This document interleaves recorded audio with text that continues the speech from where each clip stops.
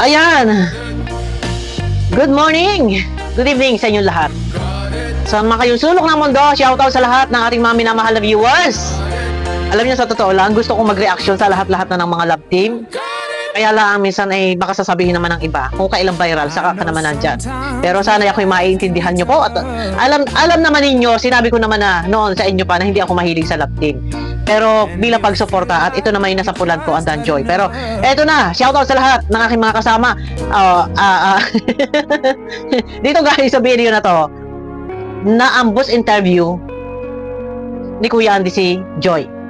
No? Dahil Saturday kahapon, umuwi si Joy.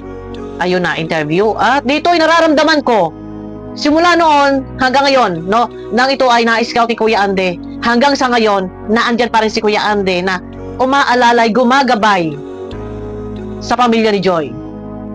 Thank you po kay Kuya Ande. Pero ito na, guys, ano bang hawakan ko? Ito na, at nakakatuwa naman.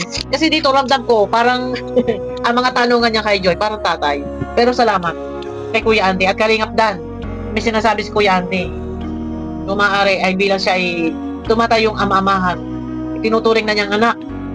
Si Joy, nakakatuwa. Alam nyo, yung kung ako sa gano'n na wala akong tatay pero meron nagsasabi na ang turing na sa akin ay tatay, nakakataba ng puso, guys, sa totoo lang.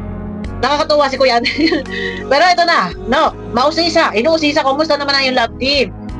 Masaya ka ba? Kumusta? Si Kalingap Dan, nagtatapat na ba sa'yo? Ayan, parang ako na, naano lang kasi ako kay Kuya Andy kasi sinabi niya na, ang turing na rin daw niya kay Joy ay parang, anak, thank you. Kasi alam natin, no, walang tatay, walang kuya si Joy.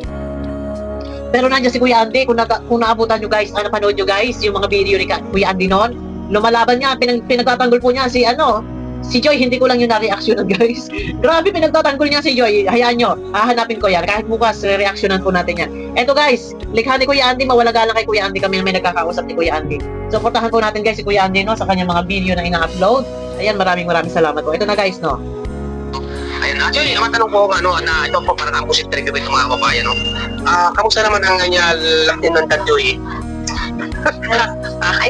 Ayos naman daw mga kababayan, no. Okay naman ang laktin ng Danjoy. Okay naman.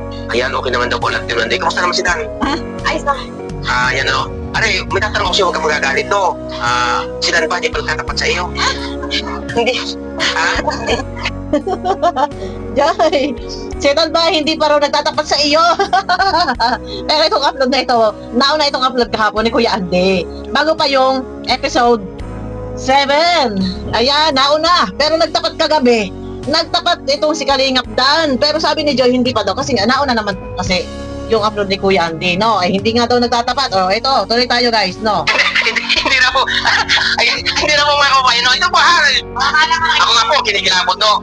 Siyempre mga kababayan, no, bilang isang tatay-tatay ni Joy Diwata, ay baka pwedeng mamahalang si Dan, no. Kaya ka vlogs bilang tatay-tatay, namamahal, no. Yun. Kalingap Dan. Ay, maganda naman. Pero siguro naman, ito naman ay joke lang ni Kuya Andy. Pero, malaking bagay.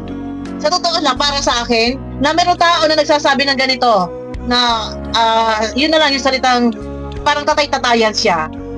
Inaako niya, parang anak, kumbaga anak na ang turing kay Joy. Nakakataba ng puso, doon pa lang, di ba? Na maramdaman minsan ni Joy, na merong tatay, nararamdaman niya yung obligasyon ng tatay na merong gumagampan na iba. Di ba dito pala nakakataba ng puso guys wala kang tatay, wala kang kuya, pero merong ibang tao na nagmamalasakit at mararamdaman mo kahit wala kang tatay. Dito pala kay Kuya Andy, mararamdaman ni Joy na meron siyang tatay. Napakalaking bagay po nito. Yung ibinararamdam ni Kuya Andy kay Joy, no? Napakalaking bagay, napakasarap sa pakiramdam na kahit wala tatay si Joy, nandyan si Kuya Andy. Magagampanan niya yun. No? Kalingap Dan, ayan, biro man ito kay Kuya Andy, pero sabi nga ni Kuya Andy, magpaalam ka rin. Siguro pagka talaga seryosohan, di ba, pagka talagang seryosohan, talaga may pag-ibig, pero hindi natin alam kung totoo may pag-ibig. Pero sabi nga nila Kalingap Rob, wag kayo magpapakaseryos. Alam natin na yan ay love team. Tuloy tayo guys, no? Ano, isang halimbawa, Joy, no, ito yung tanong at personal ko tatanong, diretso ako magtanong eh. Kung ano pa sakali ko sakaling magtapat sa si Dan, ano kaya?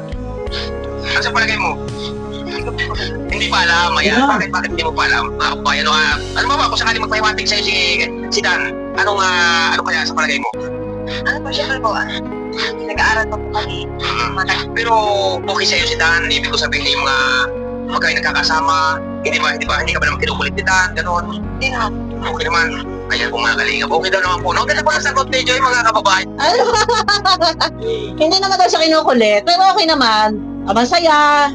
Di ba? Kinukumusta ni Kuya Andy eh. Pero nakakatuwa guys, nakakatuwa. Kasi dito, si Kuya Andy talagang hindi niya iniwan sila Nanay Melda. Kahit simula nung napabahayan, hanggang sa ngayon nandiyan gumagabay po si Kuya Andy. Kaya guys, supportahan po natin si Kuya Andy. Nakakatuwa. Dito pa lang malaki, alam niyo, totoo lang malaking bagay ito na nasabi ni Kuya Andy. Ayun na, para akong natatouch naman. Ayoko malaking bagay. Nasabihin ni Kuya Andy na parang anak ko na rin, tinuturing ko ng anak. Kasi wala pong tatay si Joy. Wala siyang kuya. So, ayun na. Minsan maramdaman ni Joy. Ano ba yun? Teka nga muna. Ayun na, guys. Pero ayun na. Alam niyo yung malaking bagay na simple kahit daanin lang ni Kuya Andy sa biro. Ito, ibababa ko muna guys. Kahit daanin lang po ni Kuya Andy sa biro, pero malaking bagay po yan kay Joy na maramdaman niya yung parang merong siyang tatay, no? Sabi nga niya, parang meron siyang phobia.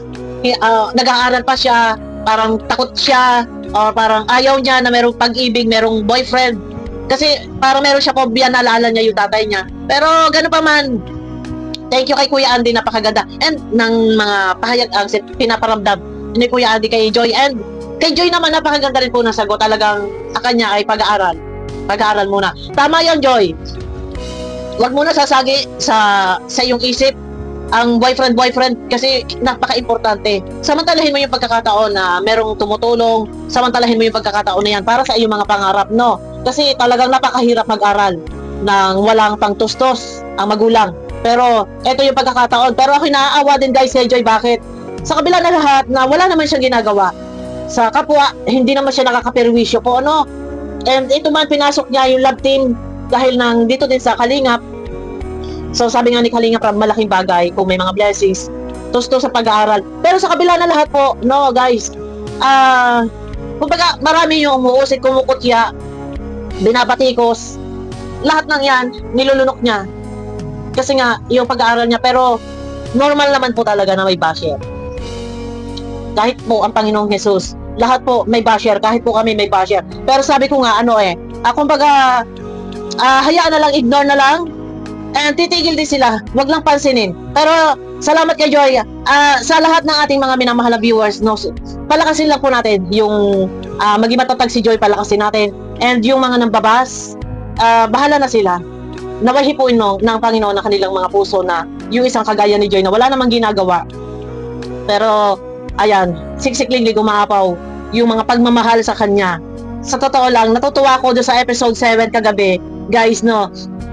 Kahit po sabihin natin na ganun, mababa man yung views, wala naman pong competition dito, no.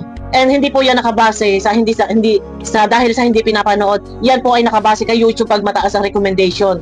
Pero ganun pa man, kahit po mababa yung views, panalo po. Doon yung mararamdaman yung suporta po ng mga tao nagmamahal. Doon lang po sa mga box na maliliit na napakarami. Alahas po iyon, guys. Puro alahas po iyon. Alahas. Mga kwentas, hikaw, mga singsing, lahat po yan, mga alahas. Pero thank you sa lahat ng nagbigay, sa lahat na nagpaabot ng pangallowance kay Joy. Maraming salamat. And pinasasalamatan ko din po yung aking mga kasama sa Danjoy Kilig Overload. Salamat po sa inyo. Basta tayo nandito na kada shoot, makapagbigay po tayo ng pang-allowance si Joy. No? Malaking bagay po yan sa kanyang pag-aaral. Alam naman natin na talaga si Nanay Melda po ay talagang noon ay nananaghoy. Ang gusto lang talaga niya ay makapagtapos ng pag-aaral yung kanyang anak na si Joy. Pero ayan na, sana guys, nandito tayo, ano man po mangyari. Yan. Pero wala namang nangyayari. Ibig ko sabihin, siyempre marami nag-aabang, so hindi man palaging ganon na gabi-gabi ating napapanood.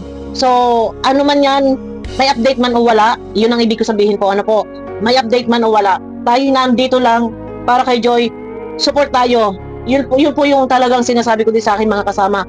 Ang talagang focus tayo, yun sa pag-aaral po ni Joy, na makatulong tayo. Hindi man sa lahat ng oras, sa lahat ng araw ay tayo naandiyan, pero kung maliit man na kaunting halaga para kay Joy, kasi pag-aaral po napaka-importante. Makatulong po tayo kahit na maliit na halaga lang. Thank you sa aking mga kasama. Talagang full support po sila. Ayan na guys, no? Salamat din kay Kuya Andy. Natutuwa ako na narinig ko kay Kuya Andy na parang anak na rin daw niya, si Joy. Alam nyo, di bihira, makarinig. Napakalaking bagay yon, no? Napakalaking bagay. Kibiro man or hindi, kung totoo man yun, napakalaking bagay po niya. Sa totoo lang. Na doon pa lang ay merong taong nagkikare kay Joy. Nag-aalala, yan, Kalingap Dan. Kung talaga seryosohan na, tatahan ka kay Joy. Ay, kay Joy. Kay Kuya Andy. Yan, no? Pero wala namang masama, wala naman di problema talaga. Ano ba naman, Kuya Andy? Talagang kami nagkakamubutihan na. Alam ko, ikaw ang naka-scout. Ay, paano ito? Di ikaw na ang aming, ninong nito. Ay, hindi, Nino. Magkasala na. Ikaw ang, talaga kung dumating humantong, doon sa talaga kasala na talaga, pero hindi natin alam ang tadhana, hindi natin alam yung panahon, pero kung sakali na talagang simbahan ang kahahantungan, di si Kuya Andy, ang tatay yung tatay. Di ba? Diyos ko, nakakatuwa naman. Pero natas naman ako doon, kasi malaking bagay po iyon, na merong umaako na parang anak na ang kanyang turing, di ba? Baka tayo magkahiya. Ako kasi malambot kasi mababa ang aking lupa, guys. Pero ayun na, guys, no? Suportahan po natin si Kuya Andy Kayakap, guys, sa kanyang mga video at may upload po siya ambos interview niya kay Joy Diwata. Si Kuya Andy Kayakap po ang naka-scout kay Joy. Ayun na guys, abangan nyo ako sa aking next video. Pakiclick naman po muna guys ng thumbs up at mega love shoutout sa inyo lahat. Ayan, malakas ang ulan, may bagyo. Aywan ko kung nahagip dito sa mic. Kaya tayo gumagamit ng mic para hindi malagaslas. Yan. Pero malakas na po ang ulan dito guys. Merong bagyo po, no? Saan mang lugar at tatamaan po ng bagyo, ay ingat po tayong lahat, guys. Ayan, mega love shoutout sa inyo lahat. Bye-bye!